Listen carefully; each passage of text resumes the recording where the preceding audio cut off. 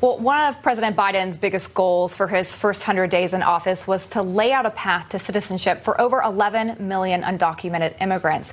But he has yet to take responsibility for this massive influx of migrants that we're seeing come to our southern border. And last week, he chose Vice President Kamala Harris to lead the response. But he has since changed her role to be a diplomatic one. And maybe that's why the events on her calendar related to immigration seem quite sparse. To break this all down, let's bring in former acting secretary for the Department of Homeland Security, Chad Wolf. Mr. Secretary, welcome back. Thanks. All right, so I found it very interesting that there was this role reversal with VP Harris.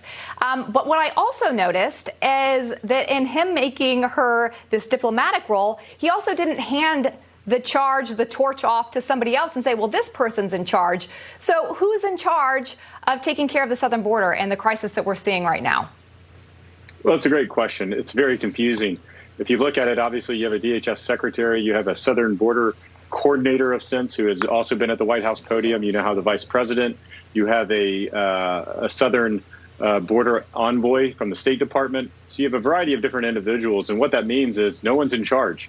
No one's taking this responsibility alone. What the vice president should be doing, if she is truly doing the northern border outreach or northern triangle outreach in that diplomatic effort, she first needs to go to the border. She needs to understand and see firsthand what Border Patrol agents, ICE officers and others are encountering on that border so that she can go and talk with those foreign leaders and those foreign diplomats about the struggles that we are having.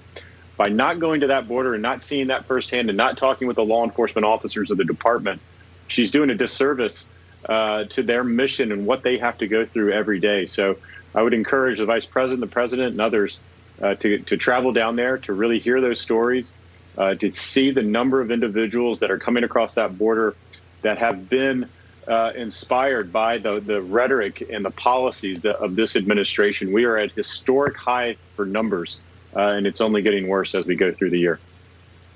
Yeah, I would love to see them go down there. I hope that they take your advice, because I think experiencing something is quite different than just reading about it or talking about it.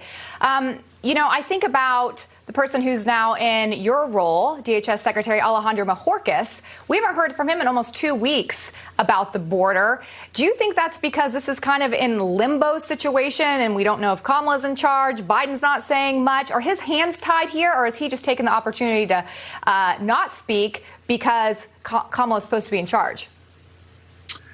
Well, it's unclear on whether he's being silenced by the White House. I don't believe that's the case. My guess is he's trying to solve the problem, but at the same time, he needs to realize that the American people need someone to communicate about this crisis. And if it's not coming from the White House, it needs to come from the department.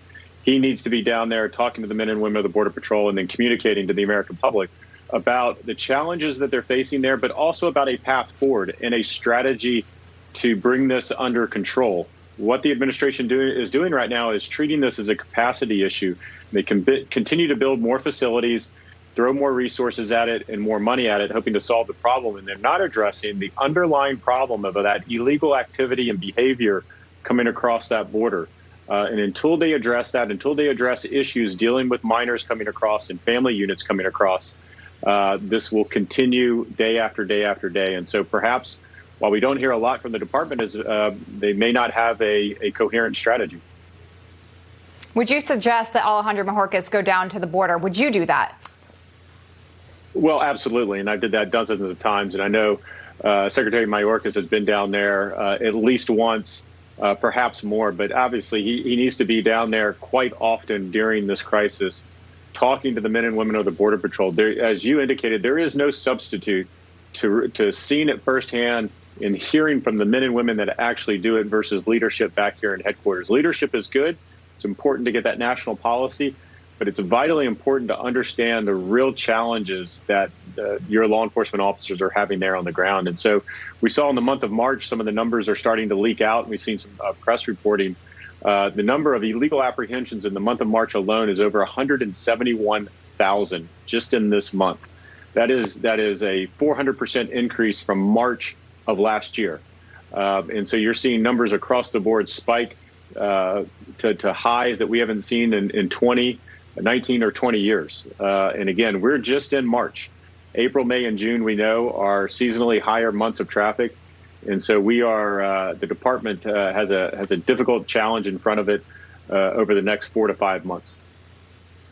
You know, when I look at the situation at the border and you look who's there, it's mostly children. In March alone, we saw 19,000 children come across the border. We hear reports that these facilities are supposed to fit 250 that have 4,100, 3,400 who are children.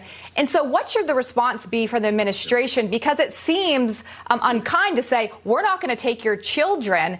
But we saw the recent images of 2 children being dropped over a fence so that they could get here. What is the response to that? Because to me, that is the humanitarian crisis that seems unsolvable right now. Yeah, sure, absolutely. And the message from the Biden administration in one manner or another is telling the cartels and the smugglers that if they get a child to that border, it will be released here into the U.S. And that is a very dangerous and inhumane policy, because what that causes is family members in the Northern Triangle and elsewhere is to separate themselves from their children, send them on a very dangerous 2,000-mile journey in some cases, and that is not a humane policy. Again, what we did in the Trump administration, particularly using Title 42 authorities, is UACs that would come across that border illegally, we would send them on planes back home, reunite them with their family, or send them back to Mexico, particularly in a public health emergency as we are currently experiencing. The Biden administration did away with that on day one, and that has specifically caused the crisis that we see with unaccompanied children that we see. In January, it was about 4,500 that we encountered, and as you indicated, in March, it's now over 19,000, over a 600% increase, and there is no letting up because, again, they're not changing policy. They're just continuing the same policy that they've had over the last 2 months. So it's very concerning, and it's very troubling to Border Patrol agents. We know that half of all Border Patrol agents in the RGV, which is in Texas, are not on the line, not patrolling the border, not doing their national security job because they're back in Border Patrol stations caring for families and children and others in those facilities. And that's not where they should be. It's not what they're trained to do. They're trained to secure the border and to secure the homeland. Secretary Wolf, I really appreciate you being here and your expertise and insight on this subject matter as we see it get worse day by day. We're going to have you back to give us insight as these stories progress. Hope you have a great weekend. Thanks for being here. All right. Thanks for having me.